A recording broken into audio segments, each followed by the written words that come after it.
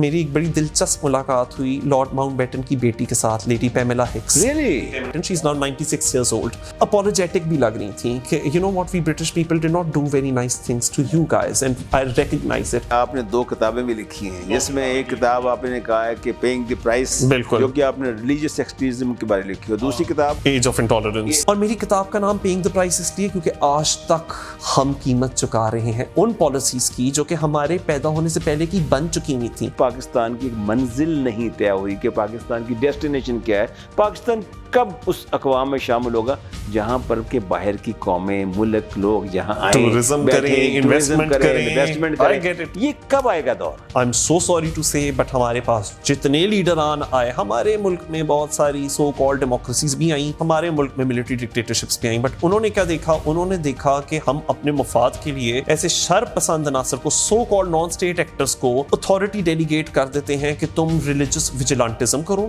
تم لوگوں پہ چھاپے ڈالو, تم لوگوں کو غداری کے سرٹیفکیٹ بانٹو, تم یہ بتاؤ لوگوں کو کہ ان میں سے اصل مسلمان کون ہے, اچھا مسلمان کون ہے تو کون نہیں ہے. ہمارے ملک کو ایسا ٹیک اوور کیا کہ انفارچونیٹلی ہمارے ملک میں نا کوئی بھی انویسٹ کرنے سے پہلے یا ٹورزم کرنے سے پہلے بہت زیادہ سوچتا ہے, بلکہ سوچتا ہی نہیں ہے. ہاں تو ناگا پربت میں جاپانیوں کو مار دیا تھا. سی پیک کا ایک ورکر آیا تو رمضان کے مہینے پہ ایک موب, ایک جمگٹا اس کی جان کے پیچھے پڑ گیا, اس کو حراست میں پولیس کو لینا پڑ گیا جان بچانے کے لیے.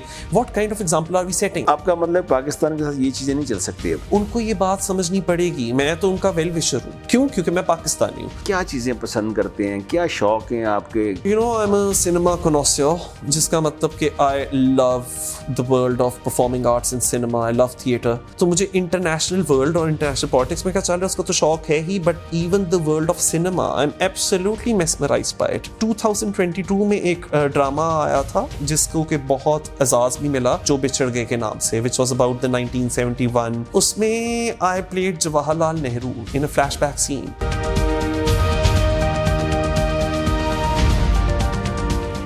بسم اللہ الرحمن الرحیم.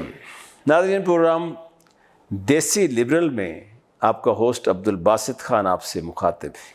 آج ہمارے پروگرام میں ایک بڑی اہم شخصیت ہے, بڑی خوبصورت شخصیت ہے, نرالی شخصیت ہے, اور جن کے آئیڈیاز اپنی شخصیت کے بارے میں بہت مستحکم, مضبوط اور پائیدار ہیں. What he says, he means it. He has been professor of human rights law and constitutional law at the Millennium Universal College TMUC in Pakistan. He holds a Master in Law LLM degree from Queen Mary University of London and a postgraduate qualification in human rights from School of Advanced Study University of London. And he has regularly featured in national and international electronic media platforms as a political commentator, highlighting some of the most sensitive issues of current relevance as well as matters pertaining to global politics and international law. He is also a columnist for the News International and posts frequently. None other than Muneeb Qadir. Welcome to the show. Thank you very much for that introduction. منیب, آپ کا ماشاءاللہ میں نے جو پڑھا ہے introduction, آپ بڑی غیر معمولی صلاحیت کے مالک ہیں. کا کیریئر جو ہے, فرسٹ آف آل یہ پوچھوں گا نا آپ سے, where you're heading towards by the way. یہ سوال تو میں خود سے ہی پوچھتا ہوں, اور اس کا جواب میں اس وقت ایز ایم سٹنگ ہیئر میں خود ڈھونڈ رہا ہوں. اینڈ آئی تھنک کہ it's a source of strength. کافی لوگ سمجھیں گے اچھا تو اس کا مطلب کہ دس پرسن ہیز نو کلو کہ یہ کدھر سے آ رہا ہے, کدھر کو جا رہا ہے. بٹ آئی تھنک کہ آپ جب تک زندہ ہوتے ہو آپ اپنا رستہ ڈھونڈ رہے ہوتے ہو. اینڈ آئی تھنک میں ابھی بھی رستہ ڈھونڈ رہا ہوں, بس رستہ ہونا چاہیے. تو میرے پاس تو رستہ نہیں, رستے ہیں. اینڈ آئی تھنک کہ ہم جس زمانے میں رہتے ہیں آج 21ویں صدی, جدھر ٹیکنالوجیکل بریک تھروز ہو رہے ہیں, آرٹیفیشیل انٹیلیجنس کی باتیں ہو رہی ہیں, انفارمل گگ اکانومی, اب تو وہ چیز آ گئی ہے. تو اس میں لوگ بہت انوویٹ کر رہے ہیں, and you have to update yourself with time. So there are lot of things. اس طرح آپ نے جو انٹروڈکشن بھی دیا کہ جی اس نے یہ پڑھائی کی ہے, یہ یہاں پولیٹیکل. ابھی میں یہ کہنا بھول گیا کہ آپ نے 2 کتابیں بھی لکھی ہیں, جس میں ایک کتاب آپ نے کہا ہے کہ پیئنگ دی پرائس, جو کہ آپ نے ریلیجیس ایکسٹریمزم کے بارے لکھی, اور دوسری کتاب جی age of intolerance. Age of intolerance بڑی انٹرسٹنگ ہے, اور یہ ہمارے موجودہ سیناریو میں دیکھا جائے تو اس پہ بہت فٹن ہوتی ہے. جی تو آپ کیا سمجھتے ہیں کہ یہ جو پہلی ہے آپ کی جو بک ہے, جی یہ پاکستان کے کن حالات کی غمازی کرتی ہے کہ جب ایکسٹریمزم شروع ہوا with the advent of mister Zia ul Haq, یا اس سے پہلے بھی تھا یہ, کیونکہ آپ یاد ہے کہ جب پارٹیشن کے بعد بھی کچھ ایسے مسائل تھے, جی جی, تو کہاں سے آپ کے ذہن میں یہ چیز آئی؟ یہ اتنا اچھا سوال ہے نا, اور یہ والا سوال مجھ سے کسی نے نہیں پوچھا. سو جب میں اپنی کتاب لکھ رہا تھا پیئنگ دا پرائس, میں تو سب سے پہلے یہ بتا دوں, مجھے بہت لوگ کہتے تھے کہ یار تمہیں رائٹر بننا چاہیے, اور میں یہ کہتا تھا پتہ ہے کیا, میں جس ٹاپک کے اوپر لکھ سکتا ہوں نا, یا جدھر سے میں شروع کر سکتا ہوں, اور اس کے بغیر میں رائٹر نہیں بن سکتا, وہ ہے ہمارے ملک میں جو مذہبی انتہا پسندی کا ایک مینس ہے, اور یہ دہائیوں سے اس کو فوسٹر کیا گیا ہے. تو مجھے لوگ کہتے تھے نہیں پھر ایسا کر بھائی, تو نہیں لکھ, اگر تو اپنے آپ کو بچانا ہے تو نہیں لکھ. And you know why, because آج سے یہ 3-4 سال پہلے کی بات ہے, we were not having these conversations. But پھر فائنلی جب مجھے میرے ارد گرد لوگوں نے بھی, خاندان والوں نے بھی کہا کہ نہیں لکھ, لیکن اس طرح سے لکھو کہ بجائے کہ لوگ اینٹیگنائز ہوں, وہ تحمل سے سنیں, تمہیں پڑھیں. تو پھر میں نے کہا آئی ول ہیو ٹو ٹریس کہ ریلیجس ایکسٹریمزم جو میں اتنا کمپلین کرتا رہتا ہوں کہ اٹس اے پرابلم, یہ کدھر سے شروع ہوا. اینڈ میں نے پہلے ہی یہ بات کہہ دی ہے کہ my book is not a historical book, but it's about کہ آج ہم کدھر پہنچے ہیں اور آج ہم کہاں کھڑے ہوئے ہیں ایز اے معاشرہ. تو میں نے یہ دیکھا کہ آپ نے بالکل جیسے بات کہی, آبجیکٹیوز ریزولوشن بھی جب آیا 1949 کا, دیر واز, ہمیں نظر آیا کہ ریاست نے ایک باؤ ڈاؤن کیا پریشر کے آگے, کہ کچھ ایلیمنٹس تھے جو بہت وہ ریلیجس رائٹ ونگ ایلیمنٹس ہیں ملک کے, وہ کچھ کلوزز چاہتے تھے کہ پاکستان کی شناخت کیا ہے, اس کے اندر there has to be catering to that particular section of the society. On the other hand, you are advocating about the قائد-i-اعظم of Pakistan.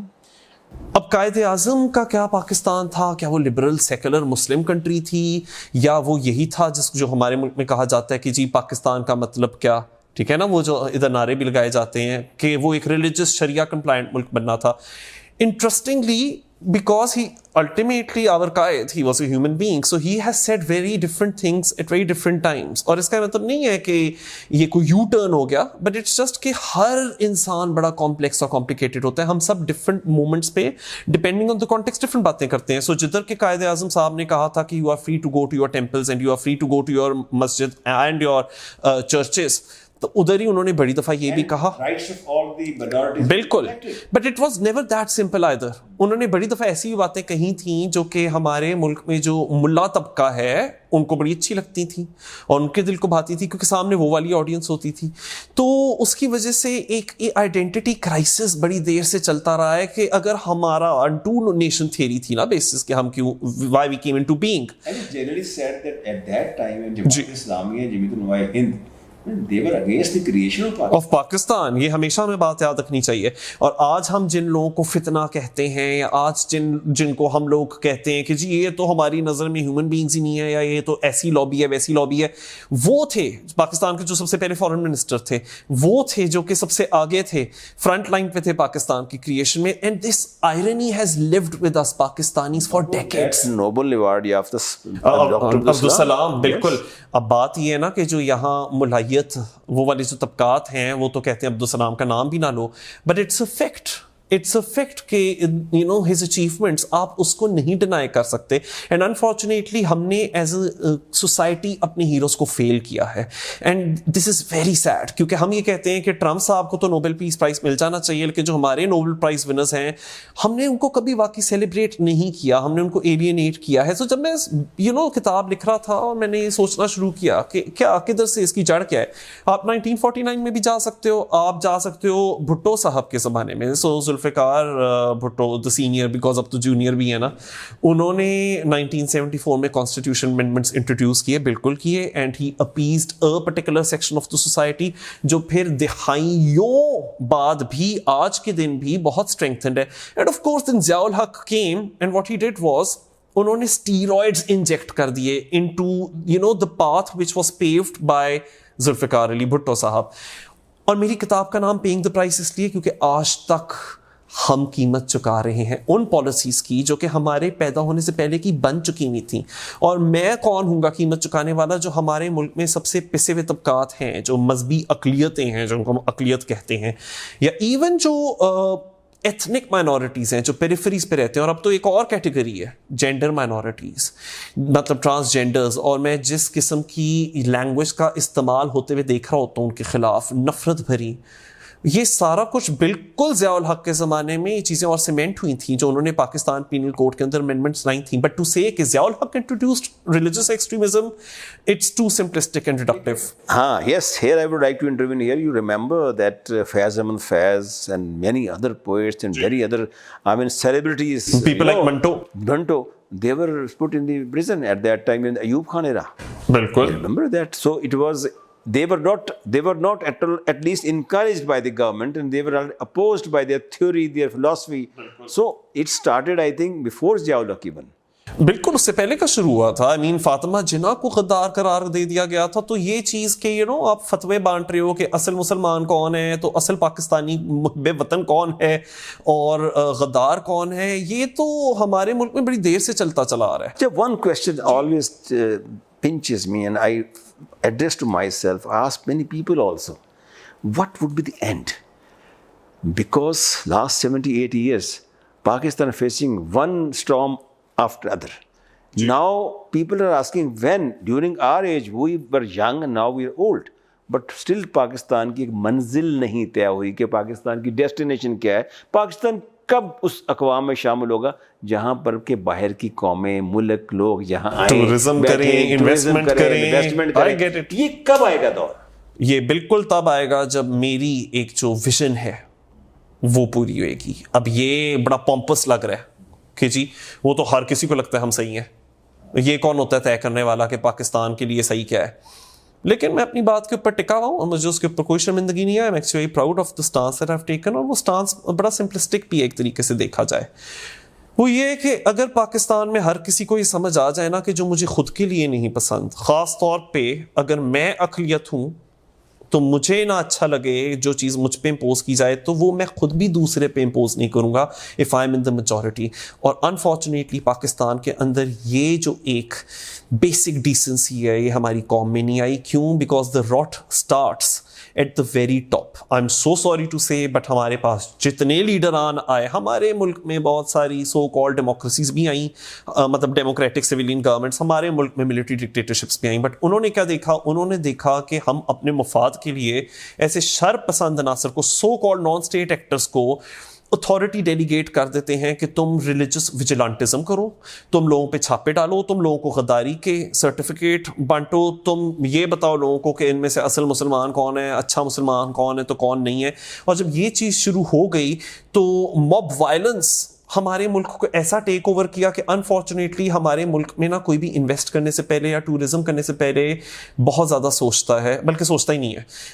کیونکہ پرینتھا کمارا جو شری لنکا سے ادھر آئے تھے, ایک ورکر, وہ کام پہ آئے ہوئے تھے اور کیسے دن دہاڑے ان کا قتل کیا گیا, اور بچہ ان کی جلتی ہوئی لاش کے ساتھ سیلفیز کھینچ رہا تھا کیونکہ they were proud. That happened in Sialkot, I believe. Exactly, Sialkot, کہ یہ ایک ایسا مومنٹ ہے کہ we want to record it in this selfie video اور picture. And in KP کی also Mashal. In KP as well, ٹھیک ہے مشال. بٹ یہ تو چلے میں کہہ رہا ہوں نا, فورن کنٹری سے کوٹ کے آیا تو اس کے ساتھ یہ سلوک ہوا تھا. وہ بچے کیوں سیلفی لے رہے تھے؟ وہ اسی لے رہے تھے کہ جس دن ہم بڈھے 80-90 سال کے بابے ہو جائیں گے نا, تو ہم اپنے پوتوں پوتیوں کو, نواسیوں دکھائیں گے کہ دیکھو this was such a proud historic moment, we were there. اگر ہم اپنے چھوٹے بچوں کو اور اپنی آنے والی نسلوں کو یہ ٹریننگ دے رہے ہیں that this is something to be proud of, تو آف کورس ہمارے ملک میں فورن ڈائریکٹ انویسٹمنٹ کرنے سے پہلے یا ٹورزم کے لیے آنے سے پہلے لوگ 10,000 دفعہ پہلے سوچیں گے. اور اس کا نقصان کس کو ہو رہا ہے, خمیازہ کس کو بھگتنا پڑ رہا ہے؟ عام انسان کو. مجھے نہیں بھگتنا پڑ رہا. Why? Because I did not choose way to be born. اچھا منیب, یہ بڑی اچھی آپ نے بات کی, لیکن جو مجھے اصل چیز کا جو فکر لگی رہتی ہے کہ ہمارے یہاں یہ جو انریسٹ پایا جاتا ہے, ریلیجیس جو ہمارے یہاں ایکسٹریمزم بہت آیا ہوا ہے. پھر یہ جو آپ نے بڑی اچھی بات کی کہ میجورٹی کو بھی آپ کہتے ہیں کہ اس کو بھی اپنی فلاسفی دوسروں پر امپوز نہیں کرنی چاہیے. لائک آپ نے دیکھا کہ ہمارے یہاں جب موقع آیا تو اردو زبان جو تھی وہ اپنے ایسٹ پاکستان والوں پہ نافذ کی آگے, اور یہ ہر جگہ ہے کہ وہ بعض کلچرل چیزوں پہ کبھی کمپرومائز نہیں کرتے, تو انہوں نے کیا اور وہ ہیٹریڈ ان کی آئی آگے. اب یہ جو پاکستان کا موجودہ صورت, یعنی آپ کی ایک اکنامک ایک خاصا ایک بڑا سیکٹر ہے جسے کہتے ہیں انٹرنیشنل انویسٹمنٹ. اب انٹرنیشنل انویسٹمنٹ کا جو ہے وہ سب سے بڑا جو کہتے ہیں ہمارے یہاں ایک ہرڈل ہے, وہ ہے یہی جو آپ نے بات کی ہے, جو آپ نے بتائی ہے کہ یہ جو ریلیجیس ایکسٹریمزم ہے. اب اس کو حکومت کو تھوڑی سی سمجھ آئی ہے, پریزنٹلی گورنمنٹ کو, کہ جب انہوں نے ابھی کریک ڈاؤن کیا اور do you think this crackdown is temporary or it is going to be meaningful in the best interest of the government? دیکھیں بالکل اسی سے ریلیٹڈ ہے جو ایون میں آپ کے پریویس کوشچن میں بھی آنسر کہا تھا کہ دیکھیں میں تو چلیں پھر بھی ریلیٹیولی پریولیجڈ ہوں، ٹھیک ہے، لیکن جتنا زیادہ خمیازہ بھگتنا پڑا ہے نا عام انسان کو اس چیز کا کہ جب آپ کے ملک میں ٹورزم نہیں ہو رہی، فارن ڈائریکٹ انویسٹمنٹ نہیں ہو رہی، اور انٹرنیشنلی ہم کافی دہائیوں تک آئسولیٹڈ ہی رہے ہیں because of religious extremism in the country, ironically جو کہ امریکہ نے ہی جو کمپلین کرتا ہے، امریکہ نے ہی اس چیز کی فنڈنگ کی تھی، تو اس کی وجہ سے کیا ہوا ہے کہ ملک میں ایک دم سے بے روزگاری، غربت کتنے سال تک رہی، بالکل رہی۔ اگر ہمارے ملک میں سوچیں فارن ڈائریکٹ انویسٹمنٹ ہو، یہ ایک ٹورزم ہب بنے ساؤتھ ایشیا کا، یہاں لوگ آنے سے ڈرے نہ کہ ہمارا پرینتھا کمارا والا حال ہو جائے گا، نوکریاں کریٹ ہوں گی، وہ لوگ جو سڑکوں کے اوپر ڈنڈا لے کر توڑ پھوڑ کر رہے ہوتے ہیں ان کو وہ کئی رائے راست پہ آئیں گے، آڑے لگیں گے۔ ہاں تو ناگا پربت میں جاپانیوں کو مار دیا تھا، تو مجھے یاد ہے سی پیک کا ایک ورکر آیا تو رمضان کے مہینے پہ ایک موب، ایک جمگٹا اس کی جان کے پیچھے پڑ گیا، اس کو حراست میں پولیس کو لینا پڑ گیا جان بچانے کے لیے۔ What kind of example are we setting? Blasphemy میں تو لوگ جو ایک آدمی مار رہا ہوتا ہے تو سب بندے اس پہ ڈنڈے برسانے شروع کرتے ہیں، آگ لگانا شروع کرتے ہیں، ہسٹیریا آپ کاز کر دیتے ہو نا، اور اسٹیٹ صرف ایک پیسو اسپیکٹیٹر بن کے رہتی ہے، تو آئی تھنک کہ سائلنس از کمپلسٹی دین۔ آپ کا مطلب پاکستان کے ساتھ یہ چیزیں نہیں چل سکتی اب؟ تو میں یہ کہہ رہا ہوں کہ اگر تو پاکستان کے اندر، یہاں تک کہ اب میں ان کی بھی بات کر رہا ہوں، میں یہ بھی کہا تھا نا کہ ہمارے ہاں کتنے سارے سیاسی لیڈران آئے اور کیا کچھ نہیں، اور بلکہ غیر سیاسی لیڈران بھی آئے، انہوں نے ساروں نے مذہبی انتہا پسندی کو فروغ دی، ان کو یہ بات سمجھنی پڑے گی۔ میں تو ان کا ویل وشر ہوں، کیوں؟ کیونکہ میں پاکستانی ہوں۔ وہ یہ کہ میں مان گیا کہ آپ کی جائیدادیں یا آپ کے بینک اکاؤنٹ یا آپ کے گھر اور آپ کے فلیٹ اور آپ کے ڈکلیئرڈ بچے اور آپ کے نان ڈکلیئرڈ بچے سارے باہر ہیں، تو آپ تو باہر بھاگ جاؤ گے، پر بات یہ ہے کہ پاور ایکسرسائز کرنے کے لیے تو پھر بھی آپ نے کہیں آنا ہوگا نا۔ ولایت میں آپ کی وہ اوقات نہیں ہے، امریکہ میں اور فرانس میں آپ کی وہ اوقات نہیں ہے جو اس ملک کے اندر ہے، تو وہ اوقات کس کام کی اگر ملک ہی نہیں سیف اور سیکیور؟ تو اب بات یہ صرف ایک منیب قادر کی یا ایک عبد الباسط صاحب کی سیفٹی کی نہیں رہی، مذہبی اقلیتوں کی بھی سیفٹی کی نہیں رہی۔ آپ کو ان سے پیار نہیں ہے نہ ہو، آپ کو خود سے تو پیار ہے نا، یہ میں اپنے حکمرانوں سے مخاطب ہوں، آپ اپنے آپ کو اور اپنے عہدوں کو بچانے کے لیے میک شور کر لو کہ ایسے شر پسند عناصر جو کہ دہائیوں سے بنتے چلے آئے ہیں، اب ان کے لیے کوئی جگہ نہیں ہونی چاہیے پولیٹیکل لینڈسکیپ میں، کیونکہ وہ تو اپنے آپ کو آپ سے بھی اوپر سمجھتے ہیں۔ اب یہ جو کریک ڈاؤن ہوا ہے، آپ سمجھتے ہیں کہ یہ کریک ڈاؤن جو ہے، یہ دھرنا جو ہوا ہے اس کے اوپر، جو گورنمنٹ کی پالیسی ہے، دے وانٹ کہ اس ملک میں پیس ہو، امن ہو، سکون ہو، because without that practical reasons کے لیے۔ اچھا مجھے یہ لگتا ہے کہ یہ جو کریک ڈاؤن ہوا ہے بی ٹی ایل پی پہ، I don't think this is motivated by love for religious minorities یا ان کو کوئی دیسی لبرلز پہ بڑا پیار آ گیا ریاست کو، یہ وجہ نہیں ہے۔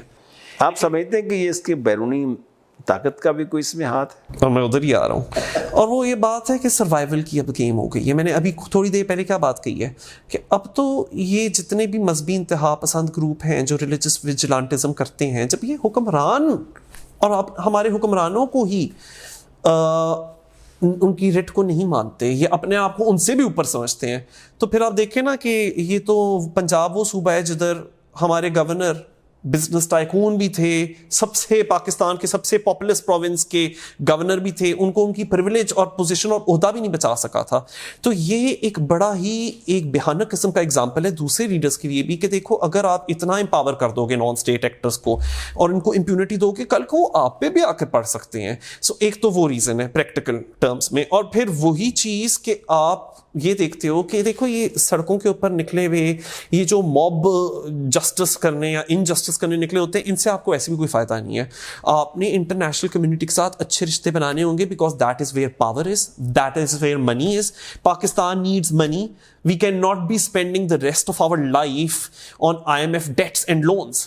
تو آئی تھنک کہ بالکل ٹرمپ صاحب کے ساتھ بہت قربتیں بڑھ رہی ہیں، بڑی ان کی تعریفیں بھی ہو رہی ہیں کہ نوبیل پیس پرائز کے لیے ان کو نامنیٹ بھی کیا جائے گا، اور ان کے 20 پوائنٹس پلان کو بڑا پسند کیا جا رہا ہے۔ بدقسمتی رہی، it's very unfortunate whenever the governments of the past they try to build relationship with the super powers, کبھی رشیا ہے، کبھی رشیا سے کوئی یا وہ، تو آلویز وہ لیبلڈ ایز جوئش لابی ہے۔ اچھا جی، ان کے ایجنڈے پر کام کر رہے ہیں۔ بھائی آپ دنیا کے ساتھ ورلڈ آف گلوبلائزیشن ہے نا آج، تو دنیا ہم ایبسولوٹلی ناٹ والا جو بیہیویئر ہے نا کہ جی سب کے ساتھ اڈے لینے ہیں تاکہ مجھے واہ واہ مل جائے گی، یہ اس لیے کام نہیں آتا کیونکہ جو لوگ ایبسلیوٹلی ناٹ کہتے تھے آج وہ بھی خط لکھ رہے ہوتے ہیں, خطوط لکھ رہے ہوتے ہیں, التجا کر رہے ہوتے ہیں, وہاں یو ایس کانگریس میں اپنے ہی وہ لابیسٹ بھیج رہے ہوتے ہیں کہ پلیز ان کو کہہ دو کہ آئندہ میں ایسا نہیں کروں گا, مجھے واپس پاور میں لا دیا جائے, مجھے جیل سے نکالا جائے. سو جو ایبسلیوٹلی ناٹ کہتے تھے ان کو بھی ریئلائز ہو گیا that absolutely not is not a good strategy for your survival. آپ یہ دیکھتے ہو تو میں یہ نہیں کہہ رہا غلام بن جاؤ, کیونکہ غلام اب بنتے نہیں ہو, یا تو آپ غلام ہوتے ہو یا آپ نہیں ہوتے. اور اگر آپ کی اپنی غلطیوں کی وجہ سے آپ اپنے آپ کو اس نہج پہ لے آئے ہو کہ آپ غلام بن گئے ہو, آپ اس سچویشن میں یہ دیکھتے ہو کہ اچھا where is power and where does true power lie. آپ پھر کہتے ہو okay let's build bridges, let's become mainstream and let's strive کہ ہم اس لیول تک پہنچ سکیں, وہ جو کوریڈورز آف پاور ہے نا گلوبل اسکیل کے اوپر, ہم وہاں پہنچے. ایک دفعہ ہماری وہاں برابری ہوگی پھر ہم رکھ کے سنائیں گے. تب آپ نے جتنا ایبسلیوٹلی ناٹ کہنا ہے کہو, لیکن جب تک آپ آئی ایم ایف لونز اور یو ایس ایڈ اور یورپین یونین کے جی ایس پی پلس اسٹیٹس کے محتاج ہو تو تب اتنے آڈے نہیں لیے جاتے. کیا پاکستان میں کبھی آزادانہ خارجہ پالیسی ہو سکتی ہے جہاں رشیا اور امریکہ یا چائنا اکٹھے برداشت کریں پاکستان؟ دیکھیں میں بتاتا ہوں, میرا نا ایک جو سٹانس ہے وہ یہ, اگر آپ کو امریکہ کہہ رہا ہے کہ طالبان بناؤ اور طالبان مینوفیکچر کرو, وہاں چیخ کر کہو ایبسلیوٹلی ناٹ.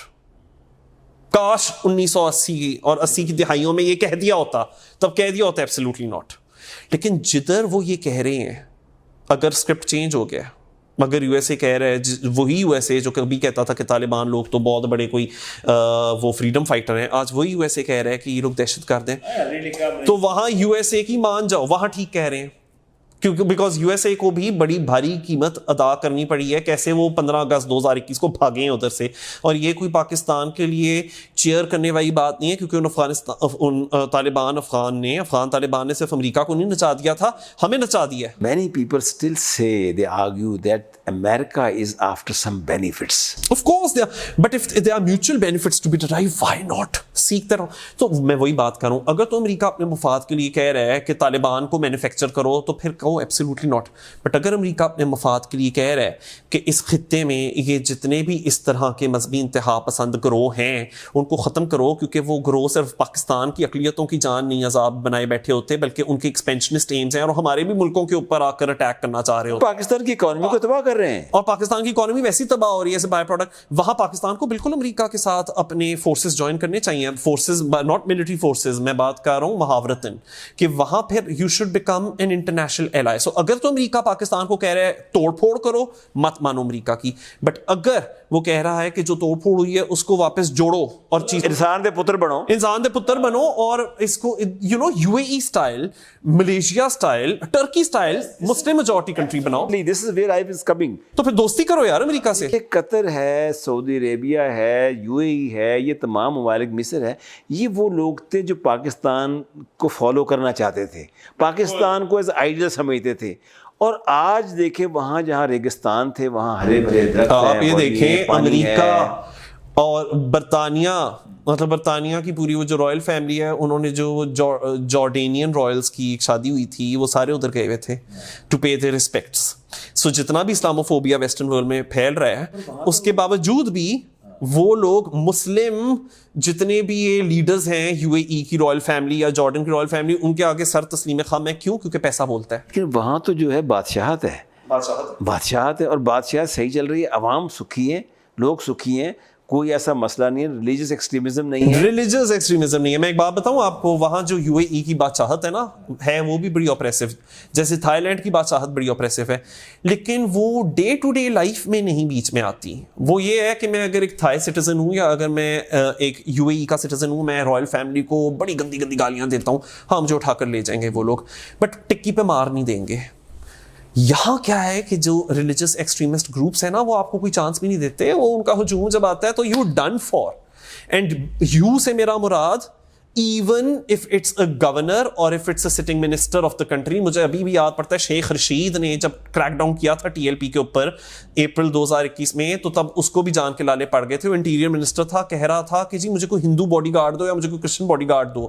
تو اگر آپ کا انٹیریئر منسٹر ہی سیف نہیں فیل کرتا, you can not survive for very long. آپ کی دوسری کتاب جس میں آپ نے باقاعدہ گلوبل پالیٹکس کا بہت ذکر کیا ہوا ہے, اب جو اس وقت ٹرمپ کی جو پالیسی ہے جو ٹیرف کے بارے میں ہے, صبح کچھ شام کچھ دوپہر کچھ, کوئی ایسی عجیب و غریب پالیسیز ہوتی ہیں. کبھی کہتا ہے کہ 100% لگا دو, پھر کہتا ہے میں ان سے بات کرنے جا رہا ہوں, میری بات مان لیں گے. چائنا کے پیچھے ہے, کبھی رشیا کے پیچھے ہے. مطلب policy, how do you see the character and the course of America toward the normalization of relation with other super powers? So Donald Trump is an extremely volatile person. وہ eccentric سے ہیں, وہ ایک بات پہ نہیں ٹکتے, وہ یو ٹرن ماسٹر ہیں. ارے اس سے تو مجھے یاد آ رہا ہے, اس طرح کا تو ایک نمونہ پاکستان میں بھی تھا. اچھا خیر, تو ڈونلڈ ٹرمپ صاحب کیا ہے نا کہ کبھی کچھ کہیں گے کبھی کچھ. انہوں نے بالکل شروع میں ایک وہ پکڑا تھا بہت بڑا سا چارٹ اور کہا تھا کہ آج لبریشن ڈے ہے اور ہم پاکستان کے اوپر 29% ٹیکس لگا رہے ہیں. اب وہ 19% ہو گیا ہے, بلکہ وہ بھارت کے اوپر اس کے کمپیریزن میں کوئی تقریباً 26% لگا رہے تھے ٹیرف. اب وہ 50% کر دیا کہ تم لوگ رشیا سے آئل لیتے ہو. اور اسی طرح سے انہوں نے کہا میں ابھی یہ ٹیرف حرکت میں لا رہا ہوں. پھر انہوں نے کہا نہیں ابھی میں اس کے اوپر پاز لگا رہا ہوں, اور کار اور اسٹیل اور ایلومینیم کے اوپر ایک دم سے ٹیرف نہیں لگیں گے. تو کبھی کچھ کہتے کبھی کچھ کہتے کبھی کچھ کہتے. He is the kind of man جس کو اگر آپ تھوڑا سا بھی فلیٹر کر دو نا تو he is going to go soft on you. اور پاکستان نے اس چیز کا بہت فائدہ اٹھایا ہے, اور میں داد دیتا ہوں ہماری حکومت کو کہ انہوں نے نا اس کی جو نرو ہے ٹرمپ کی اور جس کی کمزوری ہے وہ پکڑ لیا. کیونکہ کسی کی کمزوری کا فائدہ اٹھانا, اگر میں ریئلسٹ پوائنٹ آف ویو سے بات کروں, that's good politics. Cold war کا زمانہ تھا, آپ کو یاد ہوگا, تو اس وقت یہ تھا کہ امریکہ اور چائنا کے relation Pakistan played a role, right. اچھا, ویتنام میں امریکہ کو بہت سبکی اٹھانی پڑی, بیکلیش ہوا.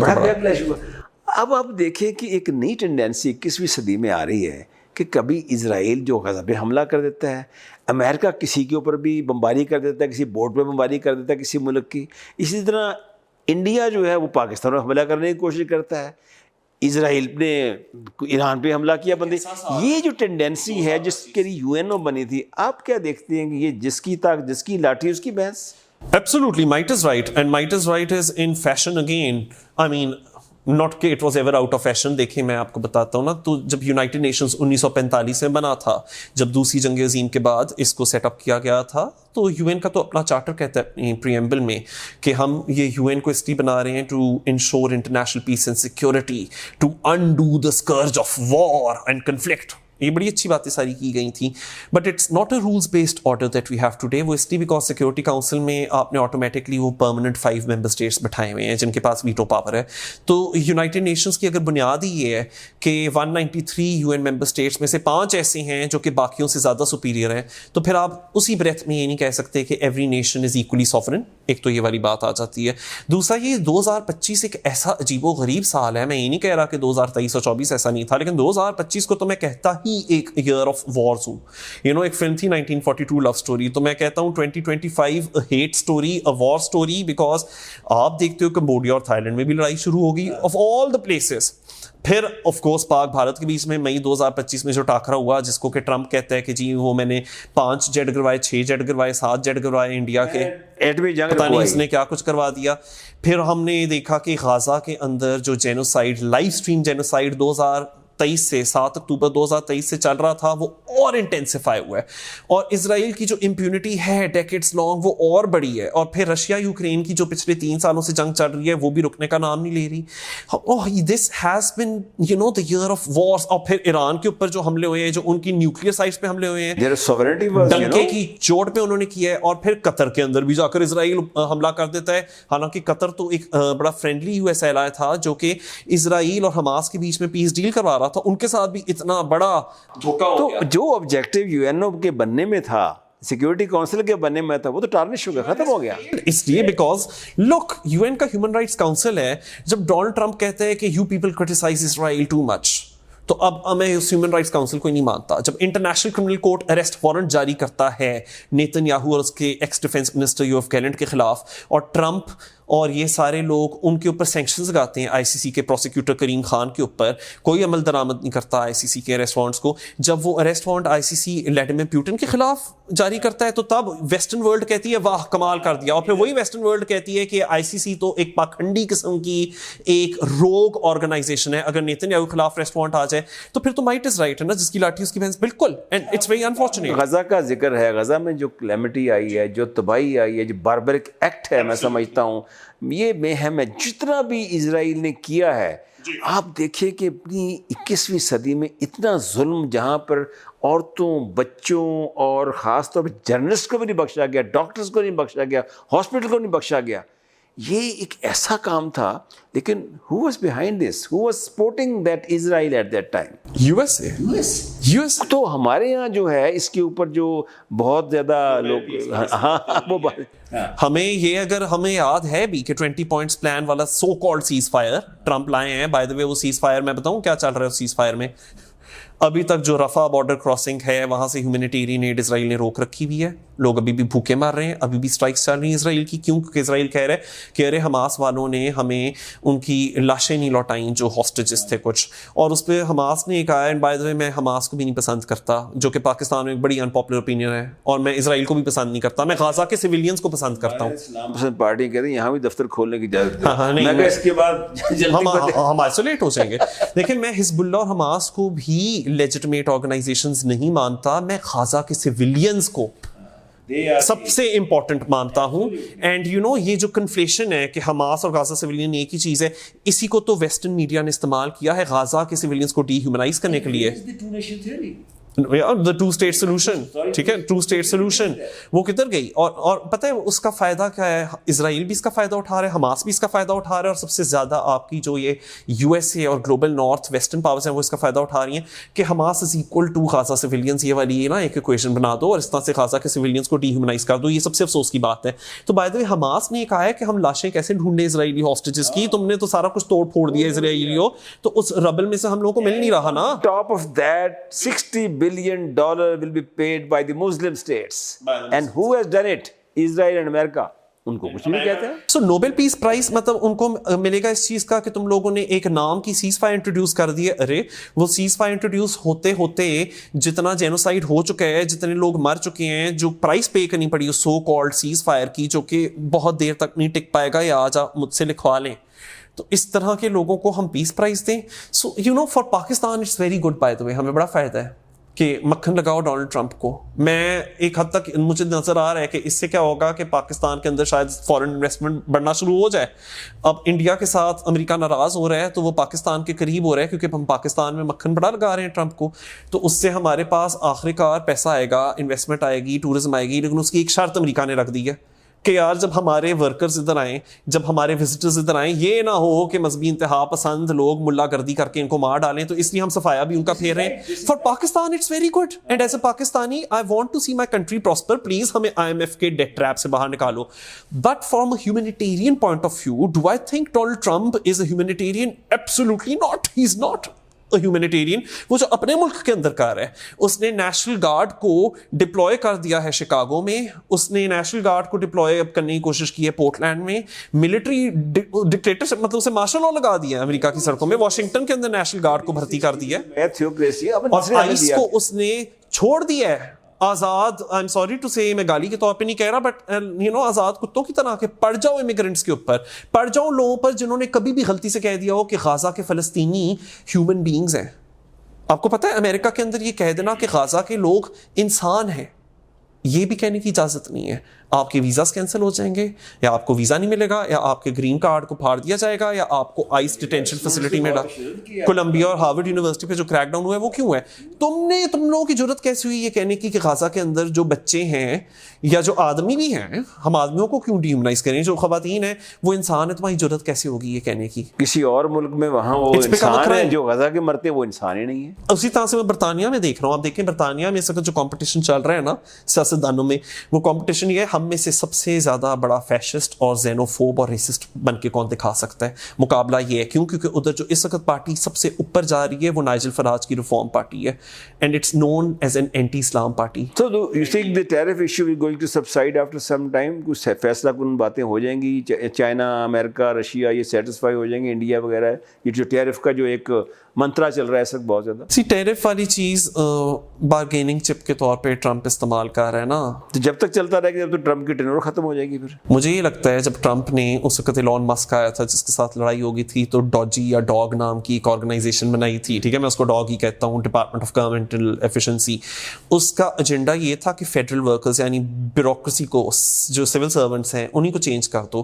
مطلب ایک امریکہ کی بھی اسٹیبلشمنٹ ہے وچ از دی بیوروکریسی, वहाँ सारे मिनी ट्रम्प्स को ना, जो ट्रम्प के मिनिएचर्स हैं, उनको भर्ती कर दो, सो दैट अगर ट्रम्प कल को आउट हो भी जाता है ऑफिस से, Trumpism will survive. So Trumpism is there and it's going to stay for a very long time.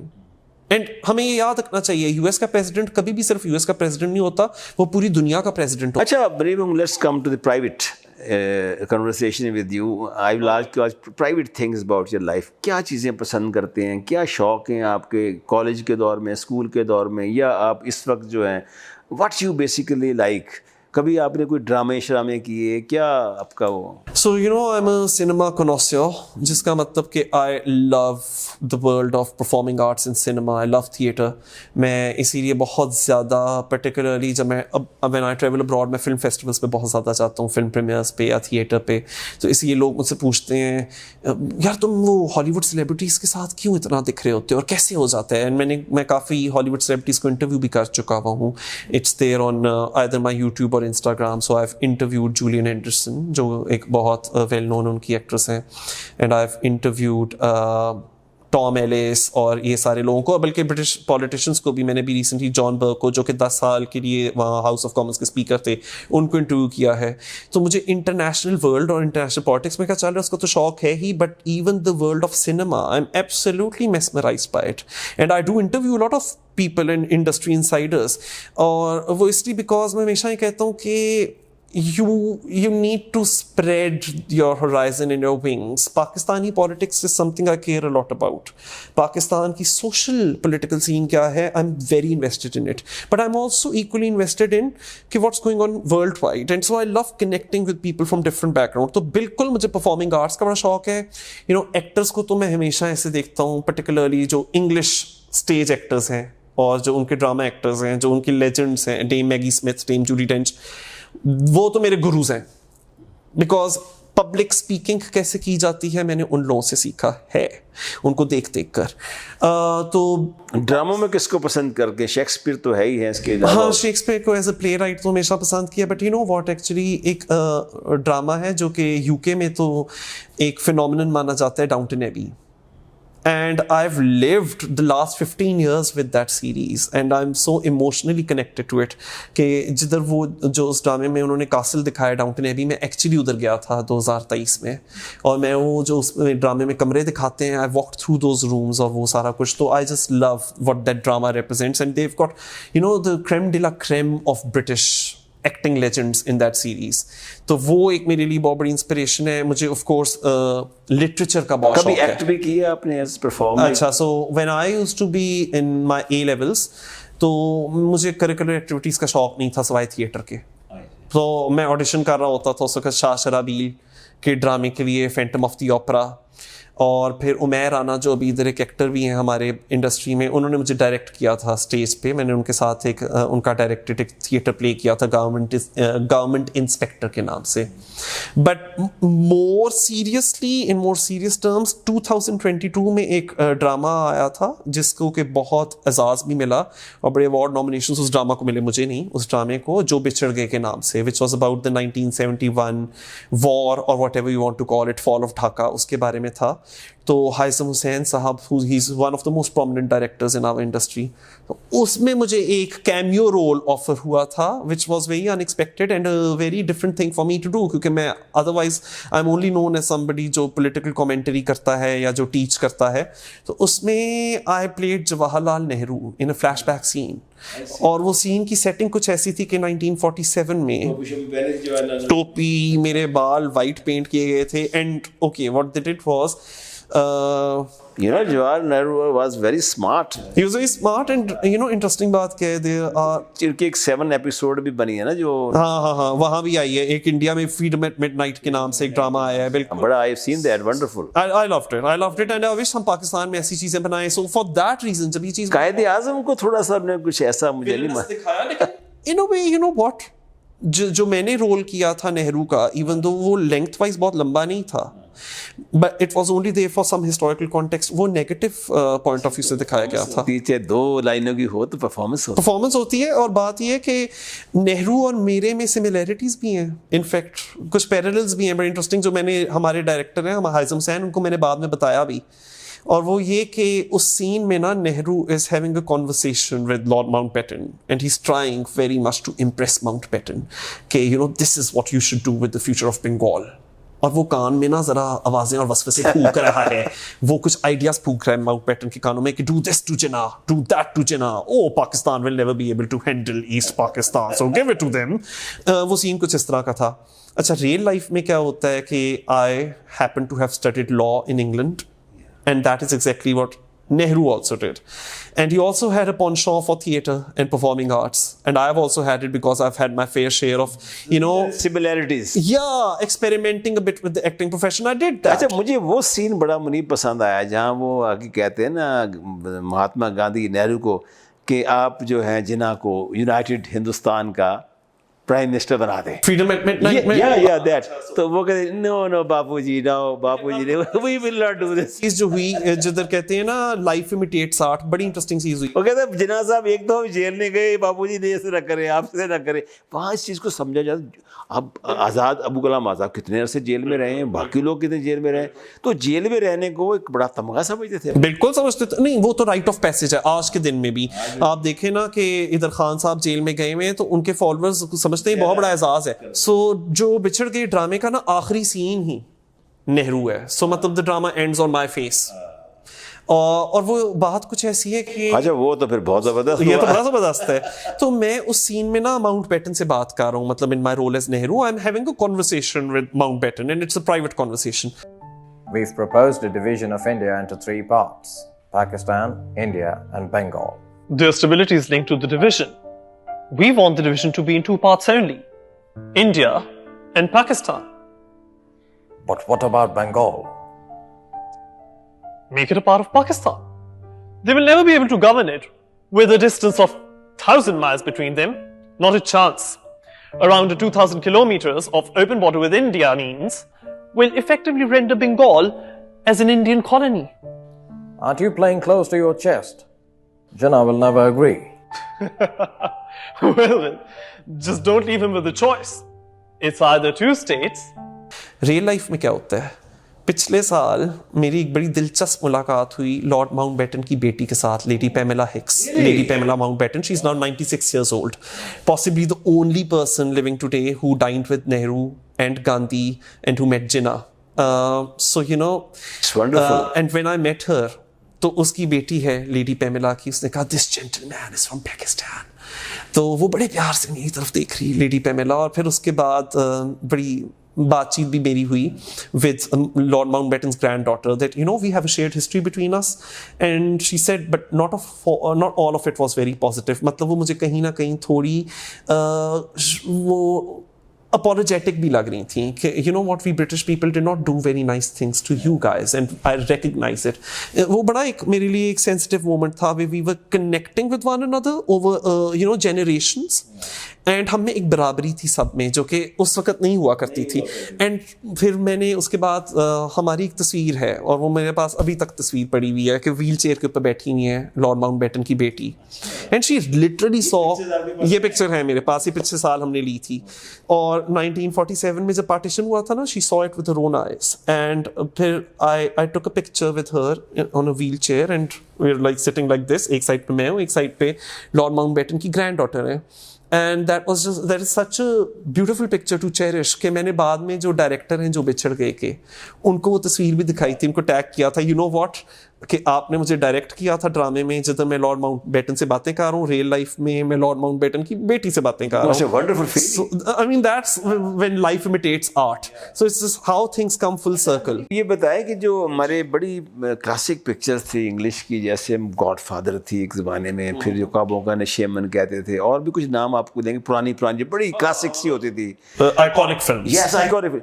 آج وہ ہم نے اپنی جوانی میں بعض فلمیں دیکھی ہیں بڑی آ کے, وہ فیس آف اور یہ وہ, آج وہ میں نہیں دیکھتا کہ ایسی پکچر آئی جس بندہ کہ یار وہ کدھر ہے پکچر مل سکتی ہے, کون سی ہے, کہاں دیکھی ہے اس کا.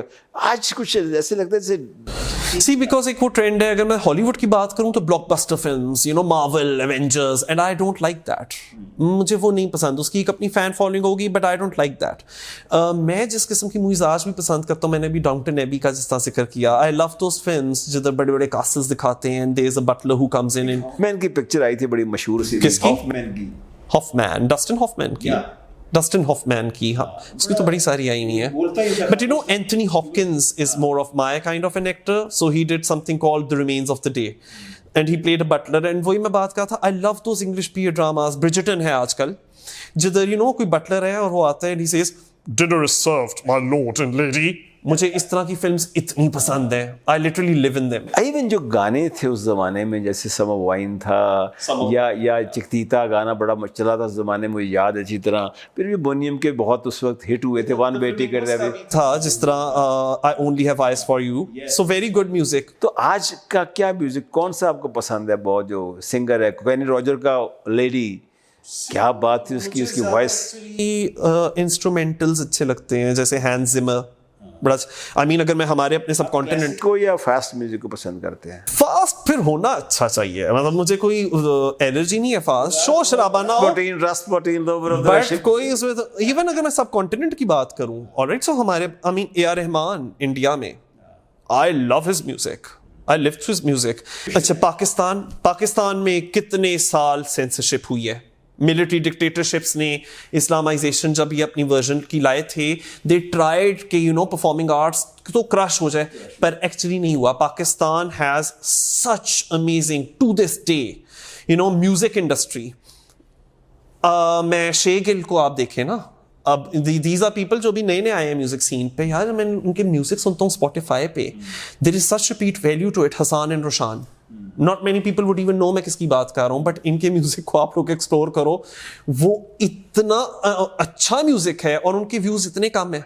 अच्छा, ये जो हमारी बनी थी मौला जट बनी थी, जो आप जो रीमेक है, एक ट्रेडिशनल थे ना, वो जो मौला जट पुरानी थी, ट्रेडिशनल डायरेक्टर थे. एक जो यंगस्टर जैसे आपकी तरह ये बने आगे, तो किसको आप ज्यादा पसंद करते हैं? साइम सादिक, जिन्होंने जॉयलैंड बनाई. और बहुत अफसोस की बात है कि उस फिल्म को जितनी गंदे तरीके से मिलाइन किया गया है हमारे मुल्क में, as if it is some x-rated film, when it's such a deep sensitive layered movie. अभी बल्कि इस इंटरव्यू से पहले आप थोड़ी देर पहले मुझसे बात कर रहे थे कि जी हमारे ना ड्रामों में जो दिखाते हैं, it's not representative of the society we live in. वो सिर्फ एलीट को दिखाते हैं, just like 2% of Pakistan. You know what, somebody made a film called Joyland, Saim Sadiq, और उसमें उन्होंने जो अंडरबेली है लाहौर सिटी की वो दिखाई है. सो he is not showing rural areas, but he is showing people who are lower middle class. और क्या होता है, वो सिर्फ उनकी रियलिटी दिखा रहे हैं, वो ना कुछ प्रमोट कर रहे हैं उस फिल्म में, ना वो उसके अंदर कुछ प्रीच कर रहे हैं. It's not even a प्रीची film, he is just showing this is the non glamorous side of Lahore.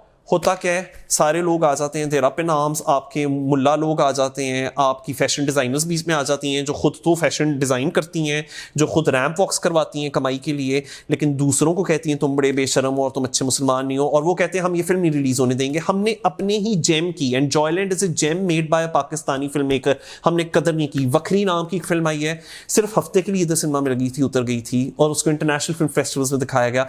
That shows a section of Pakistani society which is not very pretty to look at, but guess what, that is what realism is like. हमने खुद अपने film makers की, story tellers की कदर नहीं की. अब over population जो है, देखिए आप इसके ऊपर बात नहीं कर सकते.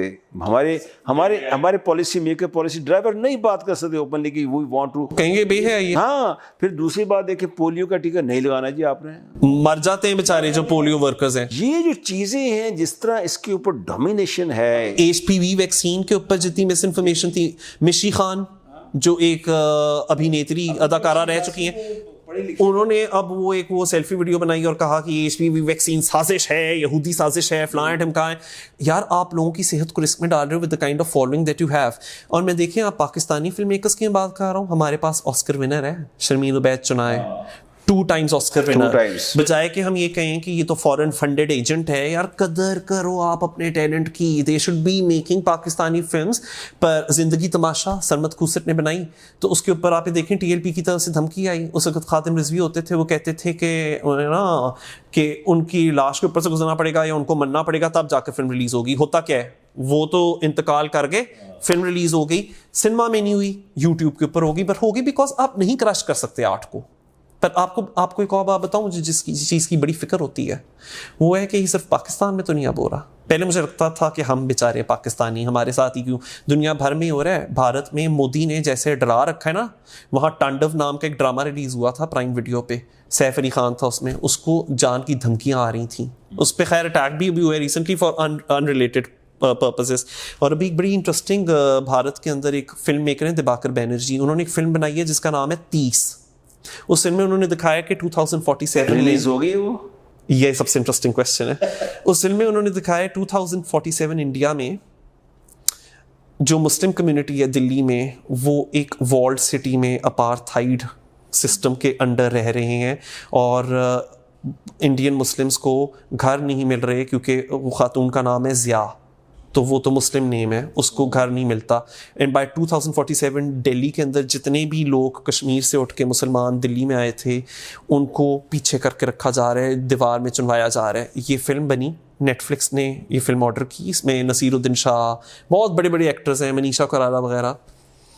पूरी फिल्म बनी, शूट हुई, इतना पैसा लगा, नेटफ्लिक्स डर गया, उसे कहा हम रिलीज़ ही नहीं कर रहे इस फिल्म को. वो बनी हुई, वो रिलीज़ नहीं हो सक रही. सो ये चीज़ हमारी ज़िंदगी तमाशा के साथ हुई थी इधर. अच्छा मुनीब, जो अब आपने बात की है, हमारे यहाँ एक मीडिया है, सोशल मीडिया, इसे कहते हैं कि अब डिजिटल हैरेसमेंट भी होती है आजकल बहुत ज़्यादा. आप देख रहे हैं कि हर जगह कभी किसी का आर्टिफिशियल इंटेलिजेंस के जरिए किसी की आवाज़ को कर दिया जाता है, कभी किसी की शक्ल बना दी जाती है, बहुत इससे करैक्टर असैसिनेशन की जाती है, फेक स्टोरीज़ बनाई जाती हैं. ये चीज़ जो है ओवरऑल अगर आप देखें पाकिस्तान में बहुत ज़्यादा हो गई है. मैं इसलिए कहता हूँ कि जब ये मोबाइल नहीं आया था तो उस वक़्त के हालात देखें, आज आपकी एक घर में मेड है या कोई मेड, कोई कुक है, कोई from lower middle marginalise class से लेकर टॉप से, हर बंदे के हाथ में कान पे फ़ोन लगा हुआ है, हर बंदा फ़ोन पे लगा हुआ है. गलियों में देखें, सड़कों में देखें, बाज़ारों में देखें. Why it is so. बाहर जाए, बाहर आपको देखें, वहाँ बुरा समझा जाता है इसको, वहाँ लिखा होता है कि आपने ऊंची आवाज़ से बात नहीं करनी. यहाँ पार्क में बंदे जा रहे हैं और ऊंची आवाज़ में पूरी स्टोरी सुनाई जा रही है आपको. ये बड़ी इंटरेस्टिंग बात तो इसके आप खुद कहते हैं कि अच्छी नहीं है. आपको पता है, मैं अगर बरतानिया में सिनेमा में बैठा हूँ और मेरी फ़ोन कॉल आ रही हो और टों टों कर रहा हूँ मेरा फ़ोन, या मैं लोगों को मैसेज कर रहा हूँ, आपको पता है they are going to look at me like I am the फिल्दीएस्ट person and I will be declared social outcast. और द थिएटर मैं बहुत देखता हूँ ना, उधर टाइम की पाबंदी इतनी स्ट्रिक्ट होती है, आपने टिकट वगैरह लिया हो, जो कुछ किया हो, आपको नहीं एंटर करने देंगे इफ़ यू लेट, और या इंटरवल के बाद अगर आप लेट आ रहे हो, या अगर आप परफॉर्मेंस के दौरान डिस्टर्ब कर रहे हो परफॉर्मेंस को. एंड इससे क्या होता है, एक कदर रहती है किस चीज़ की, परफॉर्मिंग आर्ट्स की. We should value this is what connects societies and people together. और लेकिन वेस्टर्न सोसाइटी में भी ये जो पापाराजी कल्चर है, वो डायना की तो डेथ ही ऐसे हुई थी, वो बहुत टॉक्सिक है, मुझे ये मानना. बिकॉज मैंने आपको कहा ना, मैं उधर काफ़ी फिल्म प्रीमियर्स अटेंड करता रहता हूँ. I have literally scene पापाराजीज there.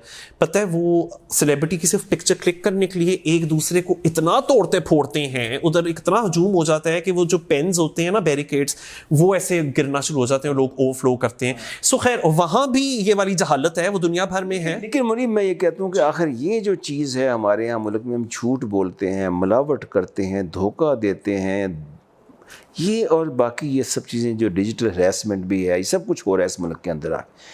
इसका इलाज क्या है? किस चीज़ से लोगों को भाई शौर बेदार किया जाएगा? ये किस तरह? Very good question.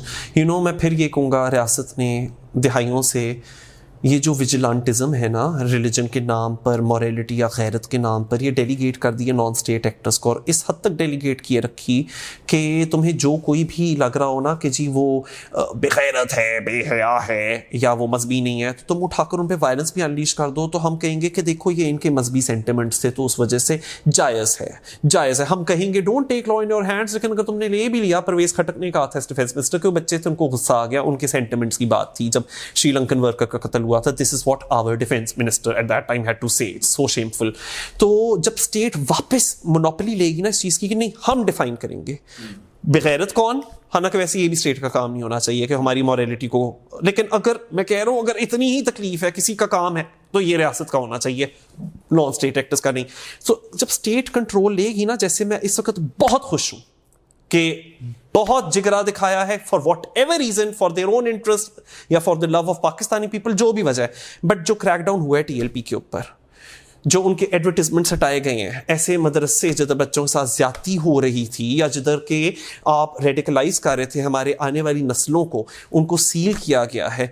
मैं इस चीज़ के लिए इतना थैंकफुल हूँ to our leadership at the time. देखिए, मैं क्रिटिसाइज करता हूँ जिधर मुझे लगता है मेरी लीडरशिप ने कुछ गलत किया, लेकिन जिधर वो जिधर वो सही काम करेंगे, I feel it's my duty to encourage them. Why? Because अगर मैं हर वक्त कंप्लेन कर रहा हूँ वो प्रोपेगेंडा है, बट अगर मैं क्रिटिसाइज कर रहा हूं वे इट्स लेजिटिमेट, और जिधर मैं अपना सपोर्ट दे रहा हूं as a tax payer, as a citizen for the betterment of the country, वो मेरा फर्ज भी और है. ये मुनीब बात भी सही है कि इस पाकिस्तान को बचाना है, मजीद हम मजीद तजर्बे नहीं कर सकते. ये जरूर बता दूं कि मैं ना उम्मीद नहीं हूं.